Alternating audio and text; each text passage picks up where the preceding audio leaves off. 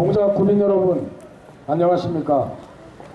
저희들은 내일 있을 총선에 출마한 진보신당 기호 6번 김종철 후보 선거 운동원들입니다. 여기 쭉 서 있으면 가는 사람들이 비가 오고 있습니다. 그러니까 저쪽. 내일 오전에도 영상 좀 비가 좀 찍겠습니다. 온다고 합니다. 투표장으로 가주십시오. 지난 4년 경제대통령 이명박 대통령, 새누리당이 집권한 지난 4년 우리 남성시장 상인 여러분들의 살림살이는 어떠셨습니까? 이 길을 지나가시는 우리 사당동 주민 여러분들의 살림살이는 좀 나아지셨습니까? 저도 사당 이동에 두 아이를 키우며 살아가는 40대 직장인입니다. 우리 서민들은 정말 열심히 살아가고 있습니다.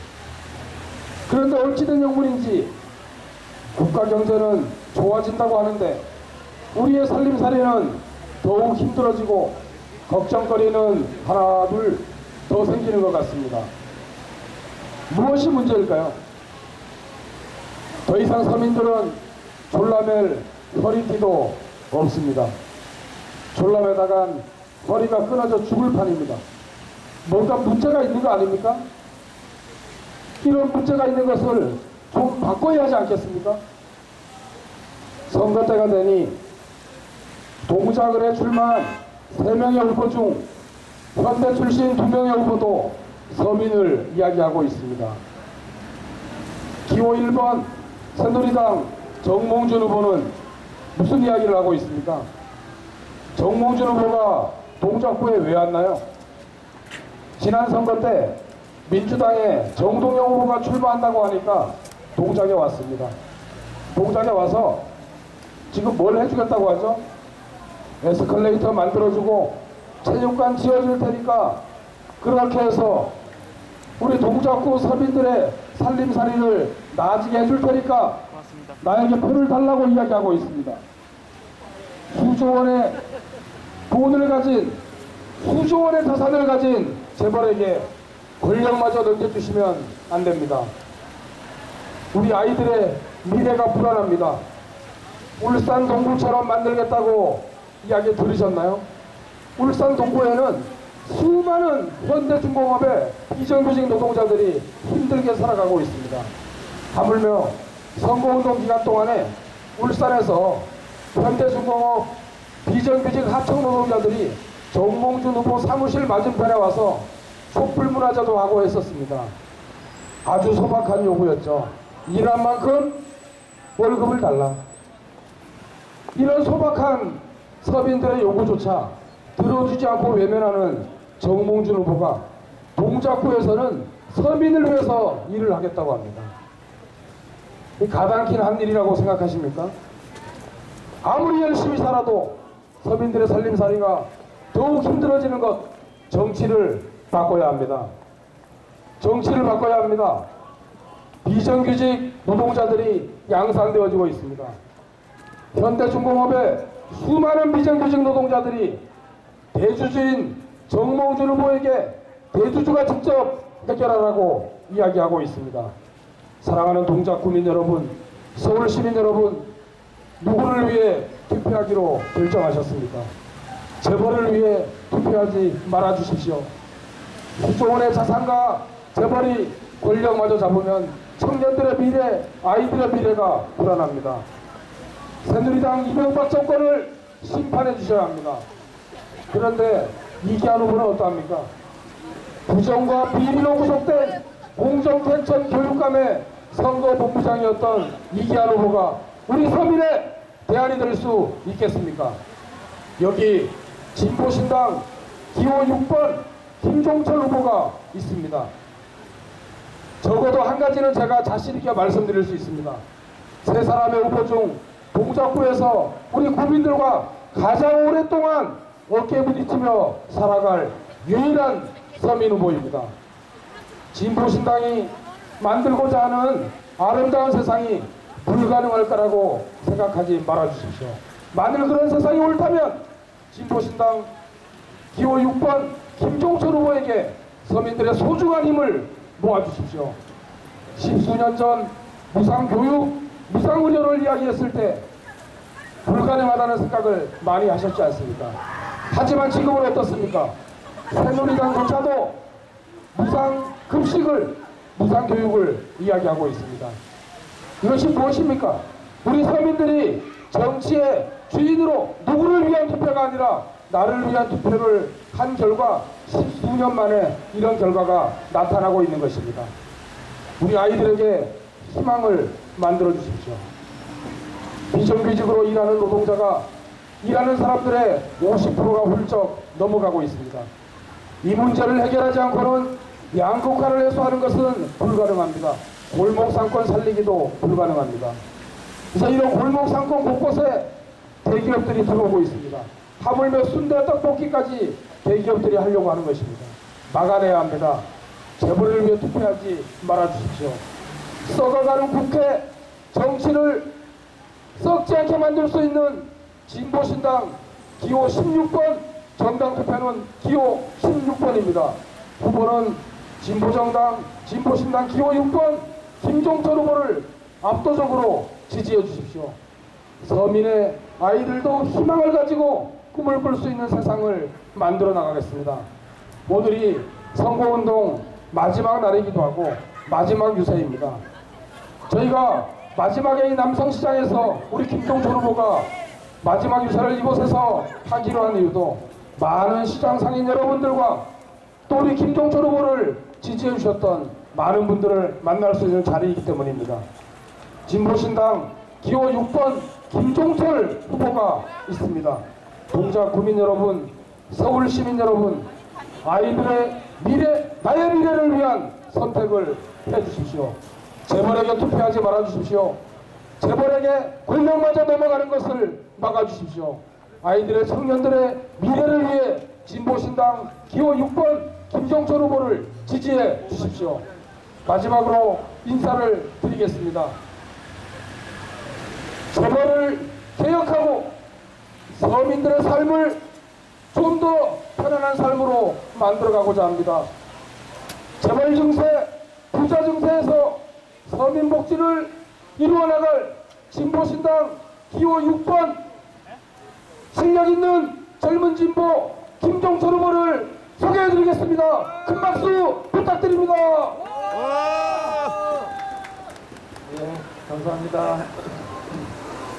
네, 안녕하십니까.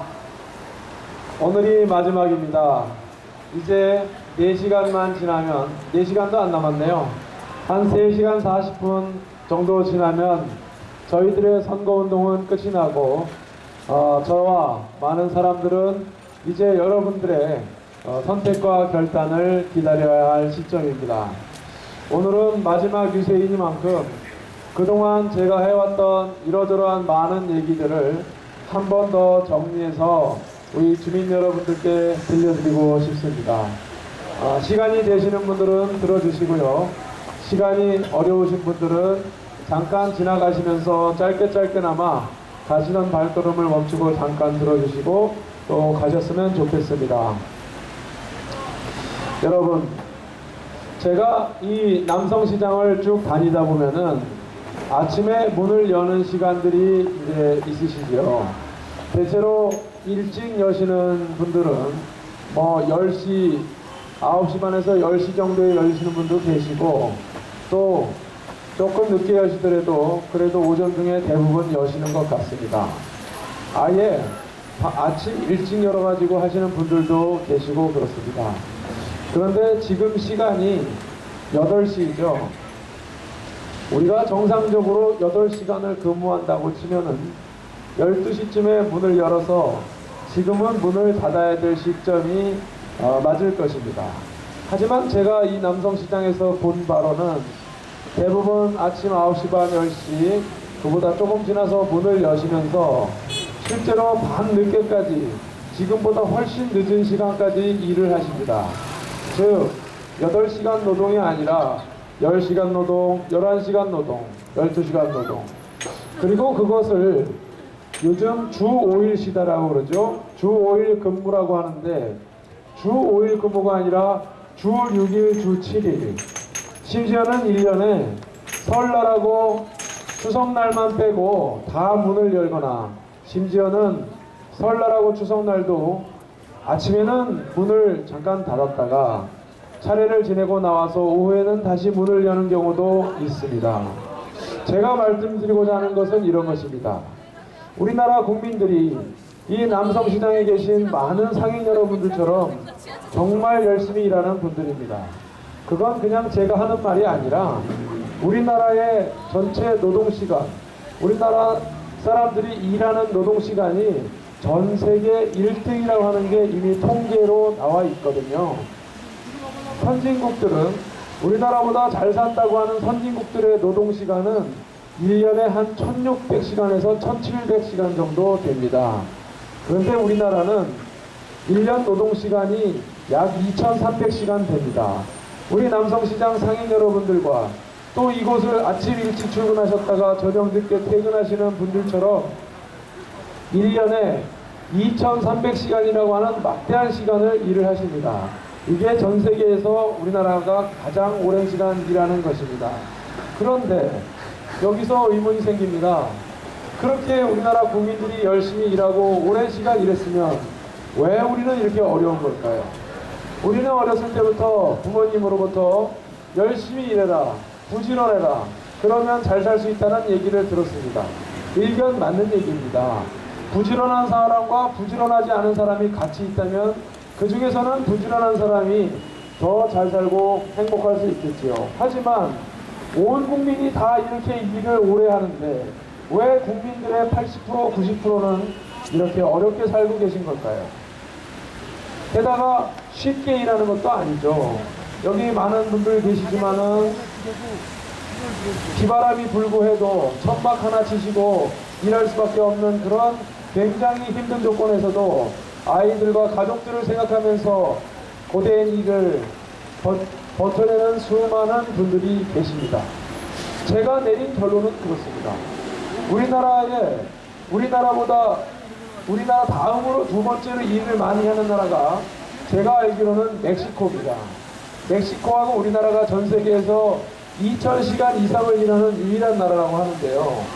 그런데 문제는 그렇습니다. 왜 이렇게 열심히 일하는 나라의 사람들, 국민들일수록 더 어렵냐 이겁니다. 멕시코도 우리나라처럼 서민들이 굉장히 많고 또 가난한 사람들이 점점 많아지는 추세로서 그 나라도 이렇게 일하는 사람이 일하는 시간이 점점 많아지는 나라입니다.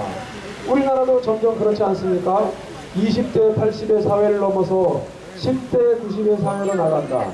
최근에는 1% 재벌과 99%의 평범하고 가난한 사람으로 나눠졌다는 얘기도 있죠. 제가 생각할 때는 그 이유는 이렇습니다. 일을 열심히 해도 나아지지가 않으니까 더 열심히 일을 하는 것입니다. 그러다가 건강이 나빠지고 그러다가 여유를 찾지 못하고 그러다 보니 가게를 놀려서 뭐 하느냐, 그러니 다시 열어서 그냥 하자, 이렇게 되는 것입니다. 즉 일을 많이 해도 나아지는 기미가 보이지 않기 때문에 더 열심히 일을 하는 이 참으로 안타까운 현실이 오늘날 우리의 현실인 것입니다. 제가 볼 때 우리나라에서 이렇게 열심히 일하는 분들을 우리 국민들이라고 한다면 지금보다 저는 최소한 1.5배 정도는 잘 살아야 된다고 생각합니다. 그렇지 않나요? 그렇죠? 예, 맞다고 생각하시다면 박수 한번 부탁드리겠습니다. 그런데 말이죠. 우리나라가 그러면 이렇게 열심히 일하지만 가난한 사람은 계속 가난해진다고 그랬습니다. 그런데 우리가 그렇게 가난해질 이유가 없어요. 어려워질 이유가 없습니다. 왜냐면요, 우리 2만 달러 시대, 2만 달러 시대 이런 얘기 많이 들으셨죠? 근데 2만 달러를 이미 넘어섰습니다, 우리나라가. 작년에 우리나라 국민 생산 1인당 국민 소득은요 2만 달러 이미 돌파해서 2만 3천 달러가 됐어요. 2만 3천 달러면 1인당 국민 소득으로 치면은 2,500만 원입니다. 그러면 4인 가족 기준으로 2만 3천 달러면 얼마인 줄 아십니까? 무려 1억 원입니다. 1억 원. 1인당 국민 소득이 2만 3천 달러인 이 대한민국에 4인 가족 평균 소득은 1억 원이어야 정상입니다. 그런데 1억 원을 버는 4인 가족이 얼마나 되시나요? 별로 없으시죠? 그렇습니다. 저 김종철이 말도 안 되는 소리 한다. 어떻게 4인 가족이 1억 원을 버는 게 우리나라 평균이냐? 이런 말씀 하실 분 계시겠지만 통계는 엄연한 통계입니다. 진실은 엄연한 진실입니다. 그게 23,000달러 시대에 우리가 살아가야 할 풍경인데 실제로 그렇게 사는 사람이 없는 것일 뿐입니다. 그렇다면 그 많은 돈은 다 누가 벌어갔을까요? 그 많은 돈, 우리 국민들이 1년에 2,300시간씩 가장 열심히 일해서 벌어야 할 돈은 지금 다 누구의 통장에 쌓여 있을까요? 네, 재벌 대기업의 통장에 쌓여 있습니다. 이거는 제가 그냥 드리는 말씀이 아니라 이것도 통계가 나온 겁니다. 2010년 말에 LG경제연구원에서 조사를 했습니다. 우리나라의 유가증권시장에 상장되어 있는, 즉 증권시장에 상장되어 있는 상장 대기업들 대부분이 재벌사들의 계열사들이 대부분입니다. 이 재벌 대기업의 계열사들이 현찰 또는 당장 3개월 내에 현찰로 바꿀 수 있는 돈으로, 그런 자금으로 갖고 있는 돈이 무려 104조 원이었습니다. 104조 원을 소위 말하는 재벌들, 즉 이시재벌, 정시재벌, 최시재벌, 구시, 허시재벌, 이러한 재벌들의 통장에 104조 원이라고 하는 현금과 현금성 자산이 쌓여 있었던 것입니다. 그 중에 절반은 10대 기업이 또 갖고 있었던 것이고요. 여러분, 이렇게 많은 돈을, 이렇게 많은 100조 원이 넘는 돈을 재벌 대기업들과 그 계열사들이 갖고 있으니, 그 재벌 일가들이 갖고 있으니 우리 서민들은 먹고 살 게 없지 않겠습니까? 돈이 다 재벌들이 갖고 있는데 우리 남성시장에, 우리 서민들과 근로자들의 통장에 돈이 없지 않겠습니까? 그러다 보니 아무리 열심히 일을 해도 장사가 되지 않고, 아무리 열심히 노동자는 일을 해도 비정규직이기 때문에 월급을 제대로 받지 못하거나 월급이 오르지 않는 이러한 안타까운 상황이 계속되는 것입니다. 저는 바로잡겠습니다. 어떻게 해요? 먼저 비정규직을 정규직화 시키겠습니다. 현대판 노예제도인 파견제도, 흔히 인력 파견제도라고 해서 용역이라고도 부르기도 하죠. 이러한 인력 파견제도를 철폐하겠습니다. IMF 때 생긴 이 파견제는 우리 인간을 중간 착취하는, 노동자들을 중간 착취하는 절대적으로 나쁜 제도입니다. 파견제를 철폐하고 비정규직의 사용 사유를 제한하겠습니다.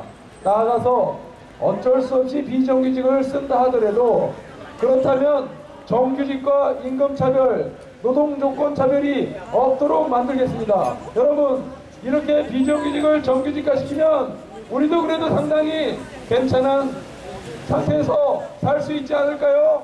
옳다고 생각하신다면 박수 한번 부탁드리겠습니다. 네, 감사합니다. 비정규직 문제를 왜 이렇게 길게 말씀드렸냐면요, 이게 우리 청년들한테도 심각한 문제고, 여기 장사하시는 우리 상인 여러분들, 자영업 하시는 분들한테도 너무나도 힘든 문제이기 때문입니다.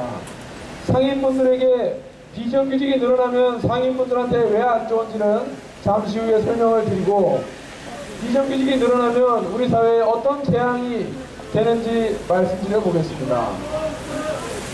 우리나라에서 청년 비정규직이 굉장히 많아요. 정부에서 발표하는 청년 실업 통계는요, 한 5% 됩니다. 그런데 실제로 실업이나 다름없는, 다른 나라 기준으로 볼 때 실업자나 다름없는 청년 비정규직이 무려, 청년들이 사실상 실업 상태가 있는 분이 25%입니다. 청년들 4명 중에 1명이 사실상 아예 그냥 논다. 왜 쉽니까? 그러면 그냥 쉽니다. 이렇게 답변하는 청년들이 부직 있습니다. 집에서 그냥 쉰다. 아주 오랫동안 구직을 해봤는데 안 돼서 그냥 쉬잖아요. 그런 청년들은 통계에 잡히지도 않아요. 그렇기 때문에 우리나라가 마치 실업률이 그렇게 낮은 것처럼 보이지만 다른 나라 기준으로 보면 우리나라 청년 실업률은 25%에 달합니다. 4명 중에 1명이 실질적인 실업 상태. 너무나도 비참하죠. 그런데 이들 청년들이 이렇게 실업 상태, 비정규직 상태로 계속되면서 내 집 마련의 꿈을 꿀 수가 없게 됩니다. 내 집 마련의 꿈을 꿀 수 없게 되면서 애인에게 우리 연애에서 알콩달콩 보금자리를 만들어서 결혼하자 이런 얘기를 해야 되잖아요. 그런데 보금자리가 없는데 어떻게 결혼을 할 수 있습니까? 내 집이 아직은 아니더라도 내 자가 소유는 아니더라도 전세 자금이라도 마련해야 할 텐데 전세 자금을 마련하려면 대출을 받아야죠. 부모님들이 요즘 어려우니까 대출을 받아야 합니다.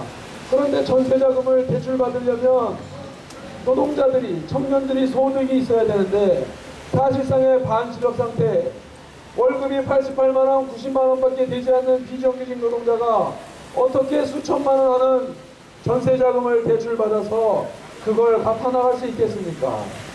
비정규직 문제는 이렇게 심각한 것입니다. 기업들의 입장에서는 비정규직이 많아지면 좋겠지요. 왜냐하면 막 갖다 쓰고 버릴 때는 막 갖다 버릴 수 있기 때문입니다.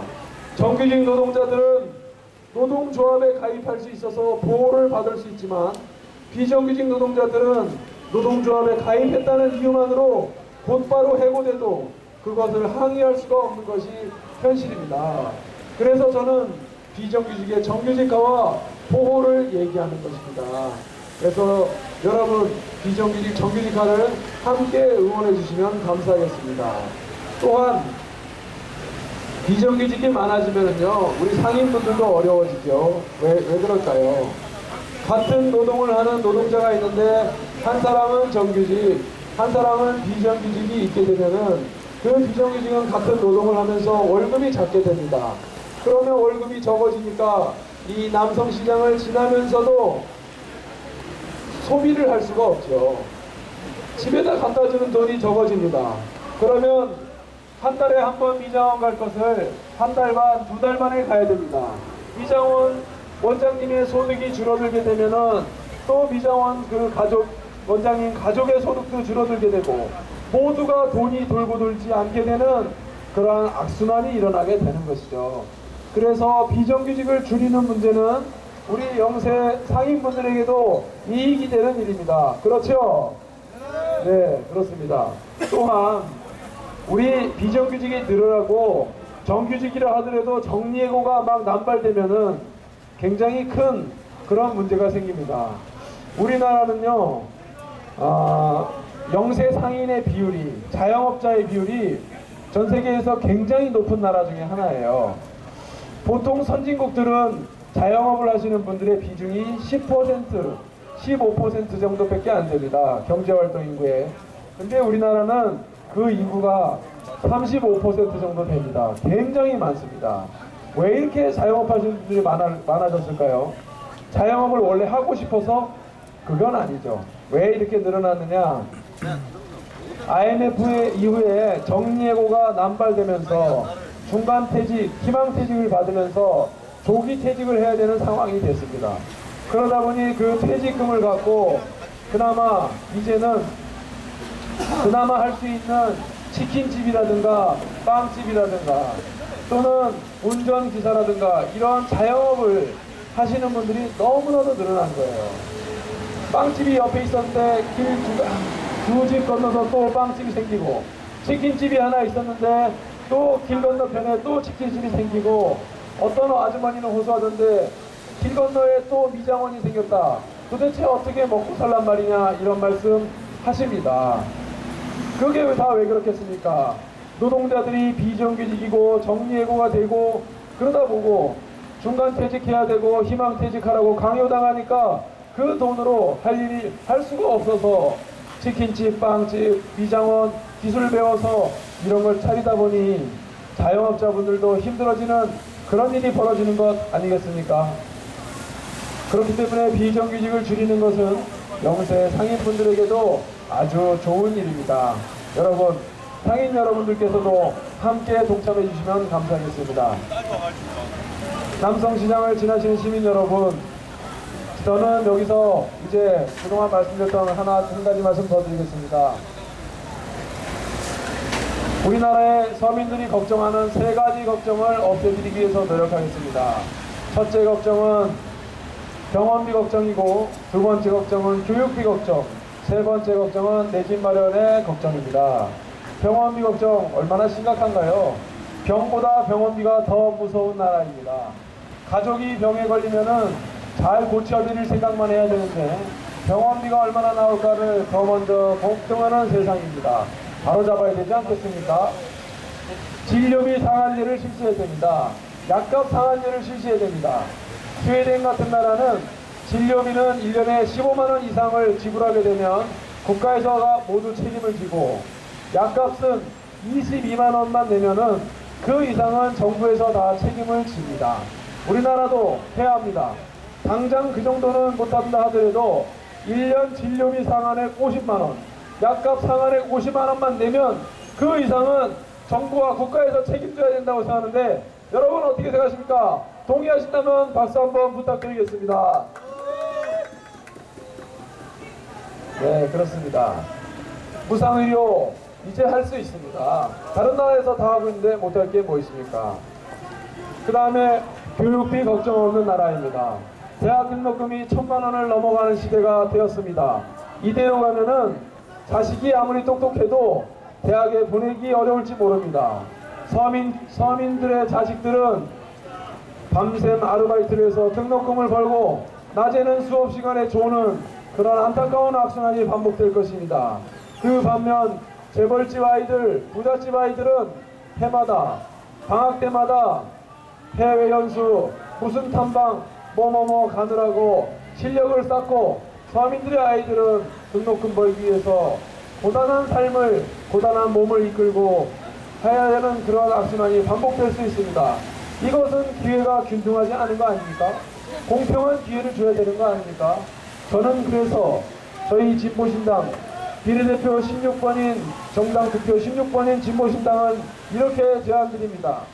아이가 태어나서 사회에 첫 발을 내딛는 때까지, 대학을 졸업할 때까지는 그 부모가 가난하던 부자이건 상관없이 정부에서 책임지고 무상교육을 통해서 모든 아이들에게 공평한 교육을 제공해야 된다고 생각합니다. 여러분 맞다고 생각하신다면 격려의 박수 부탁드리겠습니다. 고맙습니다. 병원비 걱정 없는 사회, 교육비 걱정 없는 사회는 저희 진보신당에서 꼭 만들고자 하는 사회입니다. 그리고 더 나아가서 저희는 내 집 걱정, 내 집 마련 걱정 없는 사회를 꼭 이루도록 하겠습니다. 여러분, 우리나라에 내 집이 없는 분이 전 국민의 절반 정도 됩니다. 전 국민의 절반 정도 되는데요. 이분들은 내 집이 없기 때문에 항상 전세금이 올라가면은 어떻게 전세금 인상되는 전세금을 어떻게 마련할까? 또 월세에 사시는 분들은 월세를 어떻게 올려주면 어떻게 해야 되나 이런 걱정을 하시죠.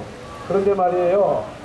우리나라의 집의 숫자가 가구의 숫자가 보다 적어서 생기는 문제라고 하면 저는 이해할 수 있습니다.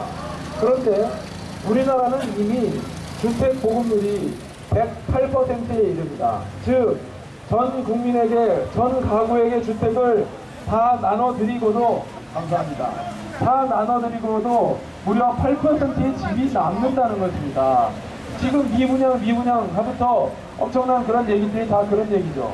그런데 국민들의 가구 숫자보다 주택이 더 많은 나라에서 어떻게 전 국민의 절반가량이 내 집이 없고 내 집이 없어서 고민이고 전세금 때문에 고민할 수가 있다는 말입니까?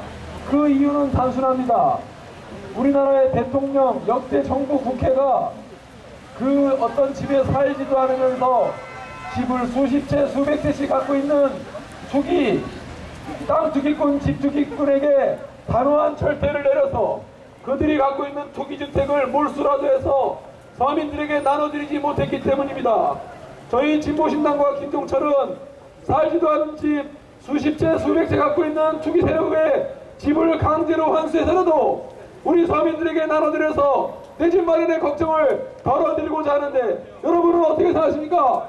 옳다고 생각하신다면 박수 한번 부탁드리겠습니다. 감사합니다. 병원비, 교육비, 내 집 마련 걱정 없는 그러한 사회, 그러한 동작구를 꼭 만들어 보고 싶습니다. 마지막으로 제가 한 가지 더 드리고 싶은 말씀은요, 우리 어르신들에게 꼭 드리고 싶은 얘기입니다.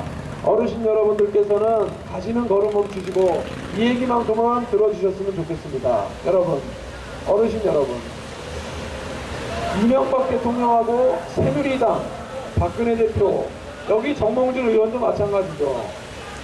누가 가장 많이 지지를 했습니까? 이명박 대통령과 새누리당 누가 많이 지원을 해서 집권을 했을까요? 바로 여기서 계시는 어르신들이, 노인 어르신께서 이명박 대통령을 많이 지지해 주셨고 새누리당을 다수당으로 만들어 주셨습니다. 그렇다면은요, 새누리당 그리고 이명박 대통령, 박근혜 대표, 적어도 노인분들의 표를 그렇게 많이 받아서 당선됐으면 노인들에게 뭔가 해드리는 일이 있어야 되지 않겠습니까? 그런데 도대체 이명박 대통령이 우리 어르신들한테 해드리는 일이 뭐가 있나요? 한 개도 없어요. 노인분들이 아프다고 해보십시오. 병원에 가면은 아프신 분이 왔는데 노인이시니까 무상으로 치료해드리겠습니다, 이렇게 하기를 했나요? 아니면 폐지 줍는 노인이, 아이고 안녕하세요. 네, 예, 수고하십시오, 정몽준 의원님.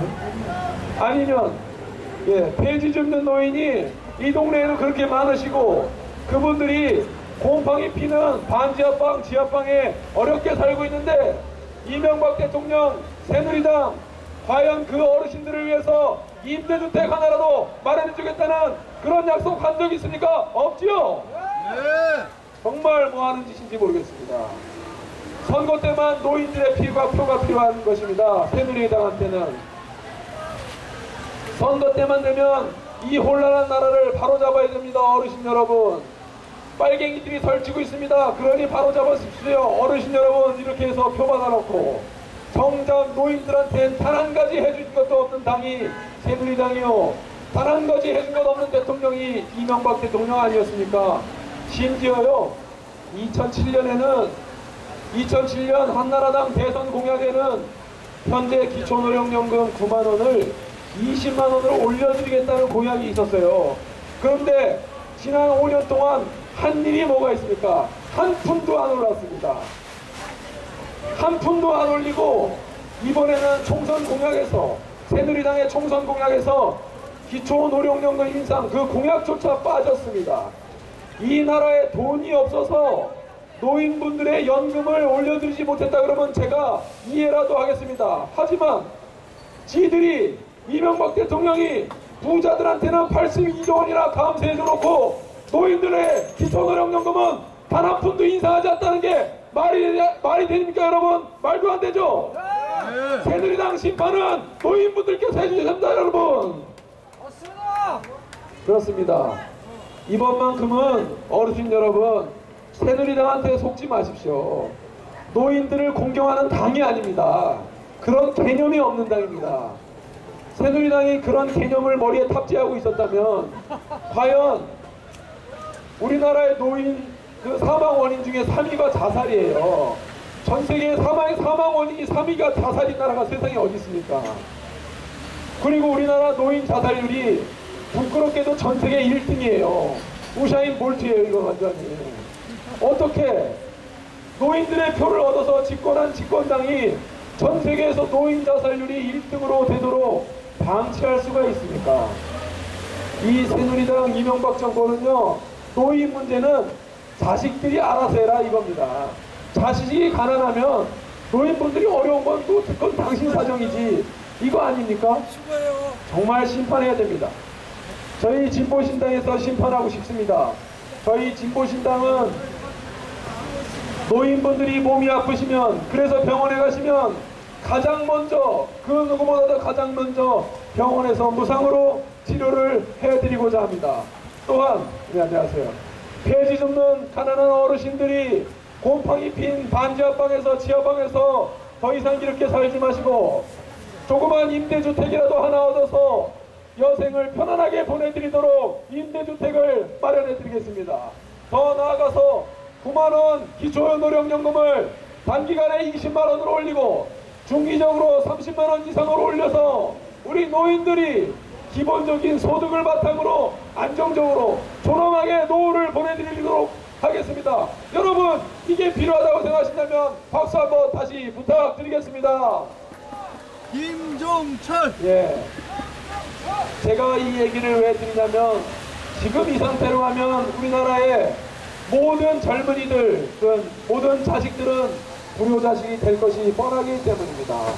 비정규직으로 영세 자영업으로 어렵게 사는 그러한 우리나라의 많은 분들이 부모님을 제대로 모시지 못해서 부모님이 자식 손을 벌리지 말고 그냥 차라리 내가 없어져 주는 게 낫겠다, 이런 생각이 드는 분들이 많다고 합니다. 제가 지난주에 들은 분도 굉장히 많았습니다. 또한 그것은 이곳을 지나고 계시는 많은 분들의 미래일 수 있습니다. 그렇다면 누가 나서야 합니까? 정부가 나서야 합니다. 돈이 없다? 거짓말입니다. 지난 4년 동안 이명박 대통령이 새누리당이 부자 감세로 세금을 재벌들과 부자들에게 깎아준 것만 82조 원입니다. 그 세금만 깎아주지 않았어도 대학 등록금 반값, 병원비, 교육비 걱정 덜고 노인들의 기초노령연금 30만원으로 인상할 수 있었습니다. 그것을 하지 않고 부자 감세해준 이명박 새누리당, 이번에는 반드시 심판하고 싶습니다. 만약 그 일을 재벌들로부터 증세하고 부자 증세해서 서민들의 복지와 노후 복지를 이루고 정말로 서민들이 잘 살 수 있는, 그리고 영세 자영업자들이 재벌들의 골목 상권 침투로부터 지켜질 수 있는 일을 정몽준 후보가 잘한다고 생각하신다면 이번에도 또 정몽준 후보 찍으십시오. 하지만 그것이 아니라 재벌개혁, 서민복지, 부자 증세, 영세 자영업자 보호를 가장 잘할 후보가 김종철이라고 생각하신다면 이번에는 주저하지 말고 기호 6번 김종철, 그리고 비례대표는 기호 16번 진보신당을 찍어주십시오. 여러분들께 살기 좋은 세상으로 보답하겠습니다. 대단히 감사합니다. 내일 꼭 투표해 주십시오. 감사합니다. 김종철 기호 6번 김종철. 다시 한번 하겠습니다. 자, 시작. 김종철. 진보신당 김종철.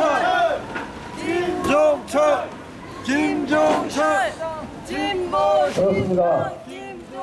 동작 구민 여러분, 사랑하는 서울 시민 여러분, 아무리 열심히 살아도 걱정이 더 많아지고 힘든 일이 더 많아지면 문제가 있는 거예요. 이 바꿔주셔야 됩니다. 그렇지 않습니까? 교육비 문제 심각하잖아요. 야, 우리 아이가 공부를 좀 잘해서 대학을 가면 어떡하지? 라고 하는 생각이 들 정도로 심각하다면 문제가 있는 거잖아요. 바꿔주셔야 됩니다. 정치를 바꾸셔야 됩니다. 평생 벌어서 삶의 목표가 내 집 한 칸 마련하는 것이다 라고 하면 얼마나 불행한 인생입니까? 바꿔주셔야 됩니다. 몇십만 원이 꿈이고 희망이 아니라 다른 희망과 꿈을 꿀 수 있도록 바꿔주셔야 됩니다. 정치를 바꿔주십시오. 의료비가 걱정입니다. 병이 나면 병도 걱정인데 병원비가 더 걱정인 나라가 우리나라입니다. 못 사는 나라도 아니에요. 전 세계가 그렇게 경제가 안 좋다고 하는데 유럽은 위기라고 하죠. 우리나라는 경제 위기를 멋지게 극복했다라고 이명박 대통령이 늘 얘기하잖아요. 수출이 늘어나고 있어요. 왜 안 보이고 엄청 늘었대요. 근데 우리 서민들만 더 힘든 거잖아요. 문제가 있는 거예요. 바꿔주셔야 됩니다. 이또 어디 갔습니까? 기호 1번 새누리당 정몽준 후보와 같은 그런 재벌들 주머니로 다 들어간 거 아닙니까, 여러분? 바꿔주셔야 됩니다. 그런데 재벌에게 권력 맞아주시는 것은 정말 우리 아이들의 미래를 위험하게 만드는 일입니다. 청년들의 아이들의 미래가 대기업의 정몽준 의원의 주머니를 태우는 비정규직 노동자로 사회 책발을 내디뎌야 한다면 얼마나 불행한 일입니까? 바꿔주십시오. 재벌에게 권력마저 주어서는 안 됩니다. 민주당의 이기한 후보는 어떠합니까? 왔다 갔다 하시는 분입니다. 훌륭한 분이죠? 서울대 나와서 현대 CEO까지 하셨잖아요. 그 이후에 행보가 어떻습니까? 부정과 비리로 구속된 전 서울시 교육감 공정택 교육감의 선거대책 본부장이었습니다. 이분이 우리 서민의 대안이 될 수 있다고 생각하십니까? 바꿔주십시오. 마음의 결정들 하셨습니까? 내일이 투표일입니다. 누구를 위해 투표하시겠습니까? 공약을 한번 보십시오. 에스컬레이터 만들어주고 체육관 지어주려고 하는 사람이 이 나라의 대통령을 꿈꾸고 있는 어처구니 없는 동작을이 이루어지고 있는 것입니다. 국회의원이 그런 것 하면 우리 새누리당의 이 구의원들은 뭐합니까? 구의원들은 보도블로 깔러 다녀야 되겠네요? 그렇지 않습니까? 구의원 할 일까지 뺏어가버리는 정말 나쁜 정몽준 후보인 것입니다, 여러분. 박수 한번 주십시오. 야, 구의원 할 일도 뺏어가버리고 울산의 수많은 현대중공업 비정규직 노동자들을 외면하면서 동작에 와서는 서민을 위해 살겠다고 이야기하고 있습니다. 울산 사람들이요, 동작 구민들이 정몽준 후보가 서민을 위해서 일한다고 한다는 얘기를 들으면요, 박장대소를 합니다. 박장대소를. 수십 년을 울산 동구에서 국회의원 하면서 수많은 비정규직 노동자들의 근로자들의 눈물을 흘리게 만들었던 바로 그 장본인이 동작을 해 서민을 위해 일하겠다는 정몽준 후보일 것입니다. 동작 국민 여러분, 바꿔주십시오. 누구를 위해 투표하시겠습니까? 이번에는 딱 한 번만 재벌 누구를 위해 무슨 당을 위해가 아니라 나 자신을 위한 투표를 한 번만 해주십시오. 진보신당 기호 6번 김종철 후보를 지지해 주십시오. 재벌이 권력마저 가지고 재벌이 위에 들어가 재벌 정치, 낡은 정치 수십 년을 경험했습니다. 과거보다 더 열심히 살아도 점점 더 힘들어지는 우리 서민들의 삶 바꾸셔야 됩니다. 바꿔주지 않습니다. 재벌이 가진 것을 내놓나요? 정을 몽땅 준 사람 정몽준 후보에게 묻고 싶습니다. 정 말고요, 수조 원의 재산 중에 다만 일부라도 동작의 서민들을 위해서 그거 좀 내놓으시라고 말씀드리고 싶습니다. 동작 국민 여러분, 사랑하는 서울시민 여러분, 이제 당을 위해서 혹은 누구를 위해서 혹은 재벌을 위해서 현대를 위해서 정몽준 이기한을 위해서가 아니라 나 자신을 위한 투표를 4월 11일 꼭 해주십시오. 진보신당의 김종철 후보가 있습니다. 두려워하지 마십시오.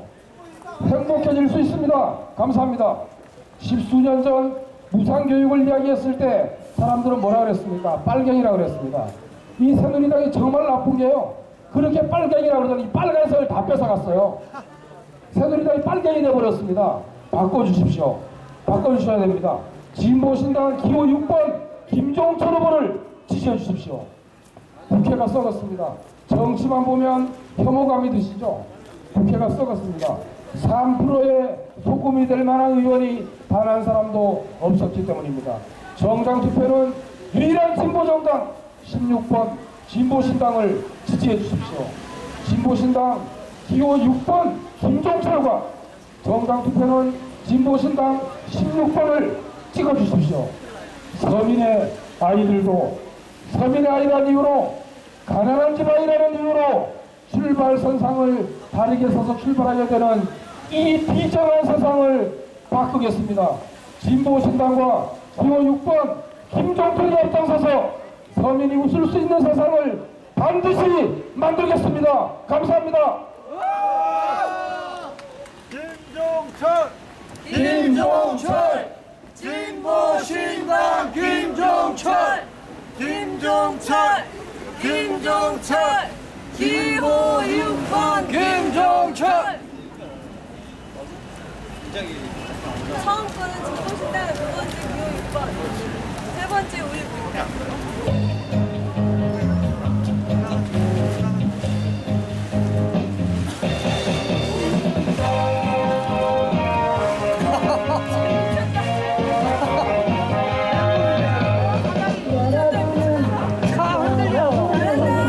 김종철을 아시나요?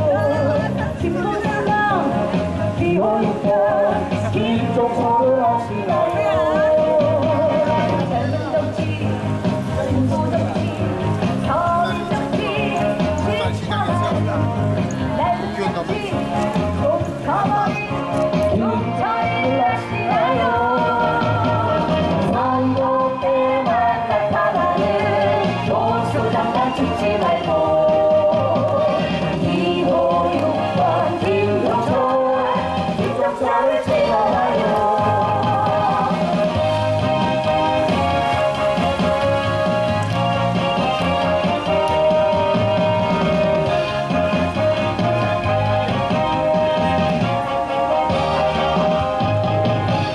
땀 흘려서 일을 해도 살림살이 형편없고 저 임금에 정리해도 불량편 만드는 나라 4대강에 삽질하고 서민 가슴 못질하는 서든 정치 보수 정치 이번엔 바꿔와요. 선거 때만 나타나는 보수 정당 찍지 말고 2호 6번 김종철을 찍어봐요. 선거 때만 나타나는 보수 정당 찍지 말고 2호 6번 김종철을 찍어봐요.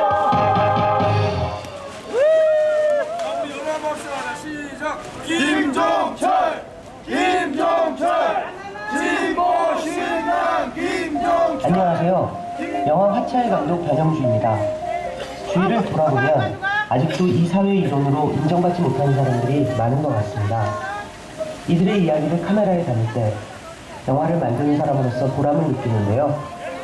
진보신당 비례대표 후보 비정규직 청소노동자 김순자 씨가 국회에 등원하는 영화를 꼭 찍어보고 싶습니다. 진보신당 비례대표 1번 후보 김순자입니다. 저는 청소 노동자입니다. 휴게실이 없어 계단 밑에 자리를 깔고 휴식을 취해야 하는 청소 노동자들이 많습니다. 쉬는 시간에 차가운 도시락을 먹거나 그나마도 챙겨 먹지 못하는 경우가 허다합니다. 국회에 진출해서 청소 노동자들이 따뜻한 밥 먹고 편히 쉴 수 있는 세상을 만들고 싶습니다. 바른당이 간판을 바꿀 때 진보신당은 삶을 바꿉니다. 기호 16번 진보신당.